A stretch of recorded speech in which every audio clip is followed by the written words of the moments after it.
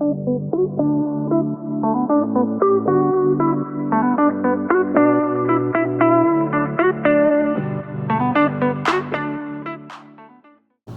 back, everyone. Previously we looked at how aluminium is an important product in shipbuilding and reducing welding in the process. What can we expect to see from part two? Yeah, thanks Tom. So part two is all about Bayards' innovation in aluminium shipbuilding and the working practices used to extract the optimal performance. For me it was then, okay, I see a lot of aluminium shipbuilding going on, but how can we take aluminium shipbuilding to the next step? When we look at the life cycle management of these ships, long-term fatigue is an issue, and also if we can reduce the weight in the ship, then ultimately we can also reduce how much fuel is required to push these, or energy is required to push the vessels around. So there I said to some clients and Sika, hey, there we have an opportunity to develop aluminium structural bonding. One of the first was Chartwell Marine, and together with Archipelago, which is Archipelago Expedition Yachts, which is a yacht company in the UK, also building in aluminium for sustainable reasons, but also focusing on how can we make these ships more efficient.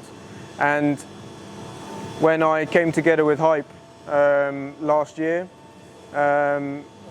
he saw what we were doing on social media and then said, well, here could be a good opportunity to take the next step of innovation. And we started looking at, from a workshop perspective, where could be the opportunities. Structural bonding is something we are used to with aeroplanes, with trains, with cars, etc. But in the maritime industry, it's used in windows and in composite, but less, of course, in aluminium. We know that when we weld a plate, we're on that area reducing the strength by say 40–50%. So we see that if we can bond more of the plates together and reduce the welding, make a sort of a hybrid connection, then we can make the plate strength, let's say, used more effectively and potentially make the plates thinner. Deformation is a big part of aluminium shipbuilding, as you see with friction stir welding being a low heat application. It means that the plates and the overall structure can be much straighter and thus reducing the fairing. If we can go one step further with structural bonding, putting no heat in there, we can also reduce fairing requirements. When we have to put, let's say, protection around people welding, when it comes to a complete floor foundation, only a few people can be working in that area at one time. Ultimately, fabrication is a major skill. So with structural bonding, we can certify adhesive bonders, and we can train them to work more easily than we can train a fabricator or a welder. In shipbuilding in general, you need a lot of companies to build a boat, but specifically yachting and in big sizes, you need even more companies because it's huge scopes and a lot of people need to be involved. Then having co-makers that help to the main client or to the owner to get such a project ahead, the more you involve as an expert from the beginning, the project wins, because we bring our instructions, our bonding ideas to the naval architects, to the designer to incorporate it. Then you are adding value on decreasing weight, decreasing welding, and improving fairness. Then, yeah, it's a quite good thing that the clients involves experts like buyers on an early stage to win in the long term within the full project. Wat wij zelf in huis hebben, dat zijn drieassige freesmachines, ook vijfassige freesmachines en een Friction Stir Weldmachine. Wat houdt dat in? Wij extruderen FSW-planken, dekplanken, die we aan elkaar FSW'en en waardoor we plaatvelden van 12 bij 3 meter kunnen creëren met Friction Stir welden. Dat is een heel proces, maar eigenlijk moet je het zien, 2 platen die tegen elkaar aangezet worden Met een tool roteren we in de stuik en daardoor koppelen we 2 platen aan elkaar. Dit voorkomt warmteinbreng, dus vervorming van je materiaal en kwaliteit van het materiaal wat dan op hoogte blijft. Daarna gaan we met het paneel naar de Portatec toe. De Portatec is onze 3-assige machine waarmee wij platen van 15 bij 3 kunnen frezen maximaal. Wat doen we hier dan mee? We maken hier de onderdelen, maar we doen ook de belijning erop spuiten. We kunnen eventueel chamfers toepassen, radiussen toepassen. Door dit proces toe te passen kan je al heel veel arbeid besparen en technologie toepassen voordat je gaat beginnen aan het bouwen van een sectie, opbouwlaag of een superstructure.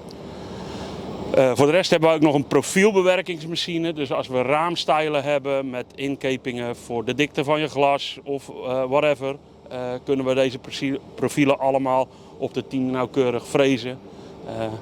Wat natuurlijk in de jachtbouw prio number 1 is.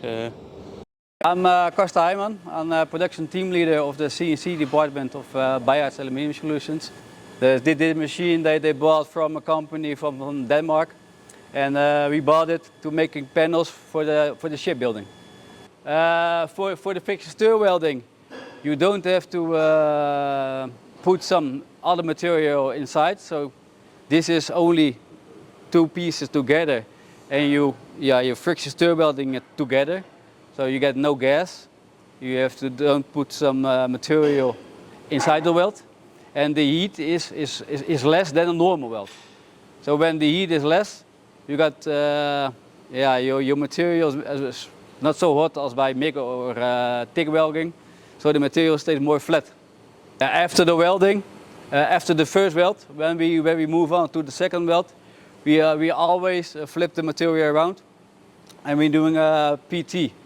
Quality control. So to look, okay, if there are any cracks, is everything okay? And from the beginning, at the end, we make a saw piece, and then we're making a bending test. So when we're making a bending test and the material stays okay, without a crack on the bottom, then it's fine by me. Only the bending test depends on what alloys you have to weld, because in a high alloy, the range of the diameter of the bending test has to be bigger than the low alloys. Otherwise, it will crack. So we got the quality control for that. But after 1 weld, we have to check that. Then 2, 3, 4, and after 5 weld, we're doing the process all over again. So after 5 welds, we're doing a quality control. For example, we are engaging with a lot of our suppliers. These suppliers, some of them are already getting really involved on the carbon efficiency, and they are bringing, for example, the base aluminium from Norway and these locations where the production is done with renewable energies. We are getting into this, and we are seeing that the owners of the yachts are already asking for this. And being part of a company who is already involved on this, getting certifications and so on, you can offer the clients or the end client which they really want, which is a very carbon-free product from the very beginning. And aluminium plays a big role. And we not only we buy or try to buy carbon-free, let's say, aluminium, that we recycle all the aluminium we do, which is reuse again to generate better aluminium. Wat we nog meer voor Bayards maken, buiten de jachten om, is bijvoorbeeld ferries, helikopterdecks over de hele wereld, living quarters, speciaal ontworpen tribunes. Eigenlijk alles wat je kan verzinnen in het aluminium, dat maken wij. En dat is waar wij ook goed in zijn.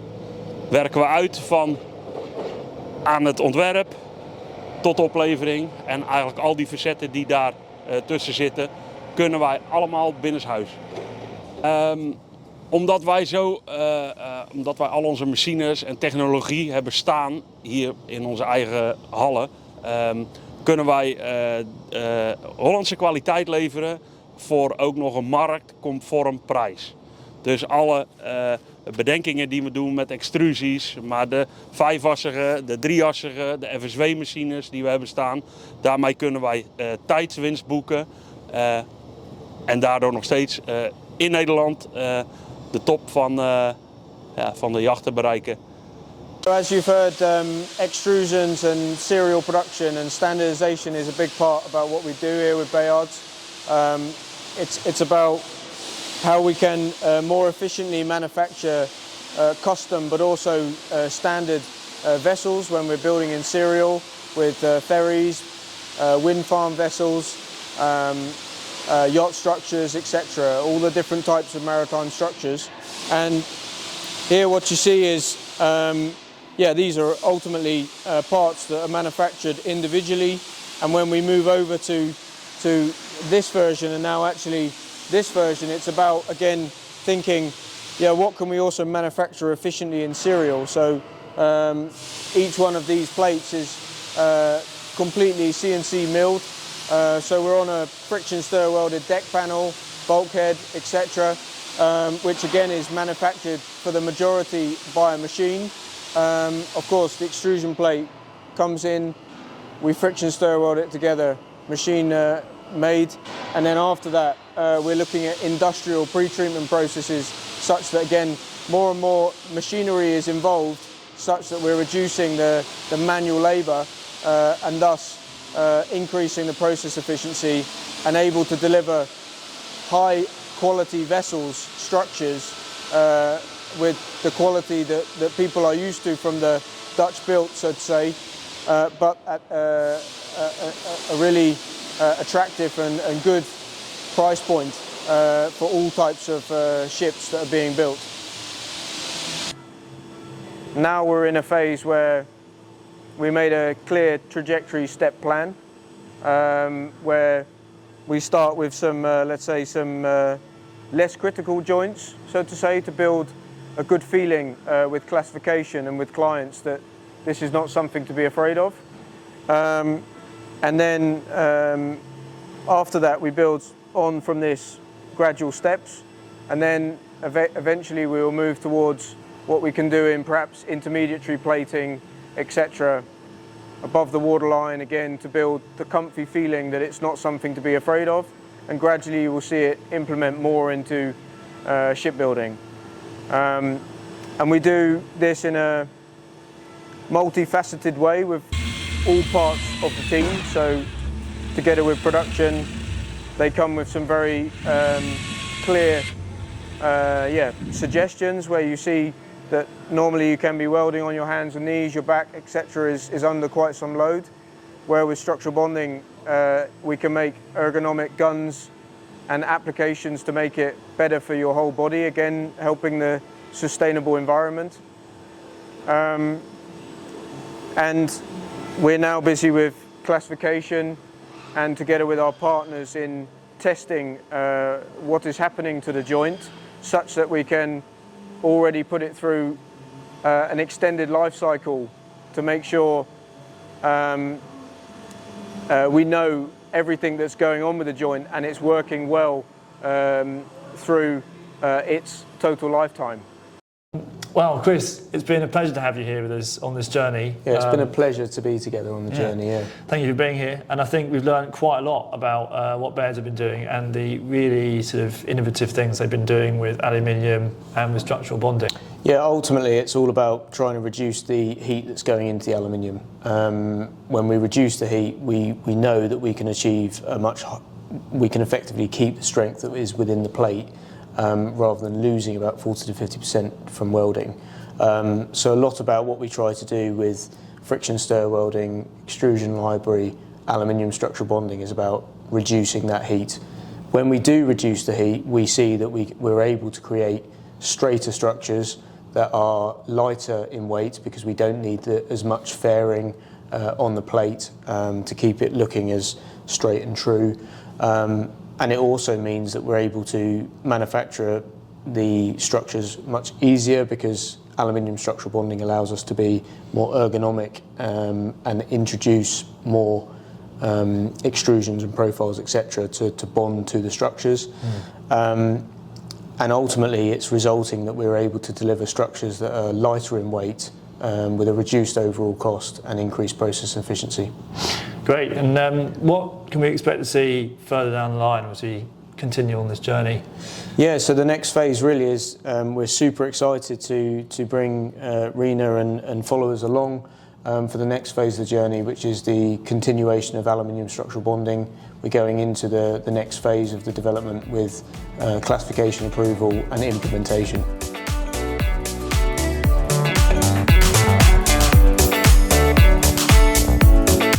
Thank you for watching our workshop and our journey on innovation. Stay tuned for more.